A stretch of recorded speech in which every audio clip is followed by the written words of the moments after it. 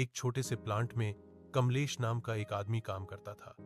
वह अपनी पत्नी के साथ ही रहता था और उसकी शादी को कई साल हो चुके थे। बाहर से देखने पर उसकी जिंदगी साधारण लगती थी, लेकिन उसके स्वभाव में कई उलझनें थीं। कमलेश को ढंग से बात करना नहीं आता था। वह अक्सर गाली देकर ही बात करता। इसी वजह से प्लांट में उसके सामने कोई खुलकर बोलना नहीं चाहता था। लोग उससे काम की बात तो कर लेते थे, लेकिन दोस्ती से दूर रहते थे।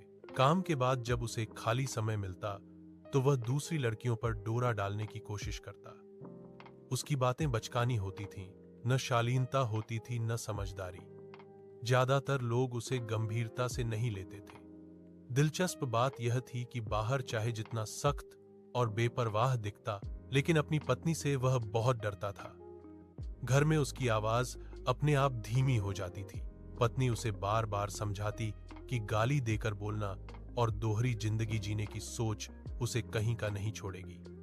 कमलेश ऊपर से चुप रहता, लेकिन अंदर ही अंदर उसे अपनी गलतियों का एहसास होने लगा था। एक दिन प्लांट में बड़ी मशीन खराब हो गई। सब परेशान थे, लेकिन कमलेश ने आगे बढ़कर काम संभाला। उस दिन उसने बिना गाली दिए शांति से सबको समझाया और मशीन ठीक कर दी। लोगों को पहली बार उसका दूसरा रूप दिखा। धीरे धीरे कमलेश समझने लगा कि असली मर्दानगी जुबान की सख्ती या दिखावे में नहीं, बल्कि जिम्मेदारी और सही व्यवहार में होती है। बदलाव आसान नहीं था, लेकिन उसने कोशिश शुरू कर दी, अपने लिए, अपनी पत्नी के लिए और अपनी इज्जत के लिए।